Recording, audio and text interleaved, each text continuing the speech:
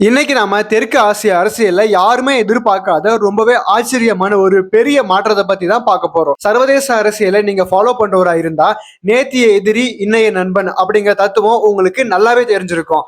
பல வருஷங்களா தொடர்ந்து பகை இப்ப எப்படி தலைகீழா மாறி ஒரு புது ராஜதந்திர உருவா மலர்ந்திருக்கு அப்படிங்கறத பத்தி தான் நாம இப்ப பார்க்க போறோம். நேரடியா விஷயத்துக்குள்ளே போயிடலாம். இப்போ நம்ம விஷயத்துக்குள்ள டீப்பா இறங்கி போய் பார்ப்போம். $10 மில்லியன், அதாவது சுமார் 80 கோடி ரூபாய். இது ஒரு சாதாரண தொகை இல்ல. ரீசெண்டா அமெரிக்கா ஒரு காலத்துல $10 மில்லியன் சன்மானம் அறிவிக்கப்பட்டிருந்த சிரியாவோட ஒரு கிளர்ச்சி தலைவரை குற்றச்சாட்டுகள்ல இருந்து முழுமையா விடுவிச்சிருக்காங்க.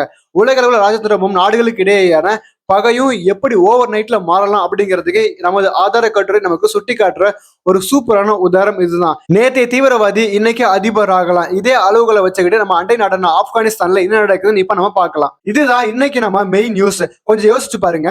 இந்திய வெளியுறவு அமைச்சர் ஆப்கானிஸ்தான்ல ஆட்சியில் இருக்க தாலிபான்களோட பொறுப்பு வெளியுறவுத்துறை அமைச்சரான முத்தாஹி கூட போன்ல நேரடியா பேசியிருக்காரு. வரலாறுல இது வரைக்கும் இப்படி ஒரு நேரடி ராஜதந்திரத்தோட தொடர்பு நடந்ததே கிடையாது. தாலிபான்கள் சொன்னாலே இந்தியா எப்பவுமே ரொம்ப தூரம் விலகி நின்ற காலம் போய் இப்போ அபிஷியலா பேச்சுவார்த்தை நடத்துற அளவுக்கு நிலைமை மாறி இருக்கு. இது சாதாரண விஷயம் கிடையாது. உலக அரசியல்ல மிகப்பெரிய நிலநடுக்கம்னே சொல்லலாம். பல தசாப்தங்களை மாறி வரும் கூட்டணிகள். இந்த போன் காலோட முழு முக்கியத்துவத்தை நாம புரிஞ்சுக்கணும்னா இந்த பிராந்தியத்தோட ரொம்பவே சிக்கலான ஒரு நீண்ட வரலாற்றை நம்ம கொஞ்சம் திரும்பி பார்க்கணும். 1990கள்ல சோவியத் யூனியனை விரட்ட அமெரிக்காவும் பாகிஸ்தானும் சேர்ந்து சில போராளிகளை உருவாக்குனாங்க. அவங்க தான் பின்னாடி தாலிபான்களா மாறினாங்க. இதுல இந்தியர்களாகிய நாம எப்பவுமே மறக்க முடியாத ஒரு எமோஷனலான சம்பவம்னா அது 1999 நடந்த IC-80 விமான கடத்தல் தான். அந்த விமானம் கந்தகார் கொண்டு செல்லப்பட்டப்போ தாலிபான்களை நம்ம ஒரு அரசாங்கமா அங்கீகரிக்காதனால நம்ம மக்களை மீட்க நம்ம எவ்வளவு கஷ்டப்பட்டோம்னு நம்ம ஆதார கட்டு ரொம்ப தெளிவா சுட்டி காட்டுது.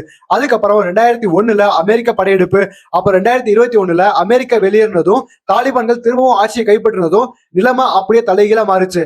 ஒரு காலத்துல பேச்சே கிடையாதுன்னு இருந்த நாம இன்னைக்கு அவங்க கூட ராஜதந்திர உறவை பத்தி பேசிட்டு இருக்கோம்னா அது எவ்வளவு பெரிய மாற்றம் பாருங்க. இந்த 2021 நடந்த மாற்றம் எப்படி நடந்துச்சு? முதல்ல ஆப்கானிஸ்தான்ல இருந்து அமெரிக்க படைகள் வெளியேறதுக்கான தோகா ஒப்பந்தத்துல அப்போதைய அதிபர் ட்ரம்ப் கையெழுத்து போட்டாரு. அடுத்த வந்த அதிபர் பிடன் படைகளை வாபஸ் வாங்கினாரு. ஆனா அங்க ஒரு மிகப்பெரிய தப்பு நடந்துச்சு. பில்லியன் கணக்கான டாலர் மதிப்புள்ள லேட்டஸ்ட் அமெரிக்க ஆயுதங்களை அவங்க அங்கே விட்டுட்டு வந்துட்டாங்க.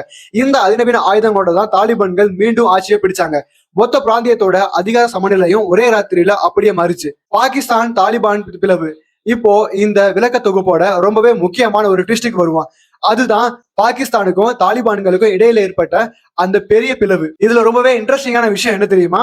தாலிபான்கள் ஆட்சிக்கு வந்ததும் அந்த அமெரிக்க ஆயுதங்களை வச்சு அவங்கள இந்தியாவுக்கு எதிராக திருப்ப விடலான்னு பாகிஸ்தான் ரொம்பவே எதிர்பார்த்தாங்க. ஆனா ரியாலிட்டி என்னாச்சு? காஷ்மீர் பிரச்சனையில இந்தியாவுக்கு எதிராக செயல்பட தாலிபான்கள் ஸ்ட்ரிக்டா மறுத்துட்டாங்க. அது மட்டும் இல்லாம இந்தியாவுல பகல்காம் அப்படிங்கிற இடத்துல நடந்த தீவிரவாத தாக்குதலையும் தாலிபான்கள் ஓப்பனா கண்டிச்சாங்க. பாகிஸ்தான் போட்ட பிளான் எல்லாமே அவங்களுக்கே எதிராக திரும்பிருச்சு. இந்த விரிசலை இன்னும் அதிகமாக்குன ஒரு குறிப்பிட்ட சம்பவத்தை நம்ம ஆதாரம் கரெக்டா விவரிக்குது. மே 10 இந்தியா ஒரு ட்ரோன் மூலமா ஆப்கானிஸ்தான்ல தாக்குதல் நடத்த வந்ததா பாகிஸ்தான் ஒரு ஃபேக் நியூஸா பரப்புனாங்க. இந்தியா உடனே திட்டவட்டமா மறுத்துச்சு. இதுல ஆச்சரியம் என்னன்னா தாலிபான்களும் பாகிஸ்தானோட இந்த பொய்யான குற்றச்சாட்டை சுத்தமா நிராகரிச்சுட்டாங்க. பாகிஸ்தானோட இந்த சூழ்ச்சிக்கு பலியாகாம இந்தியா மேல நம்பிக்கை வச்சதுக்காக அந்த போன் கால்ல இந்திய வெளியுறவுத்துறை அமைச்சர் தாலிபான்களை ரொம்பவே பாராட்டியிருக்காரு. 40 இது வெறும் சாதாரண நபர் கிடையாது.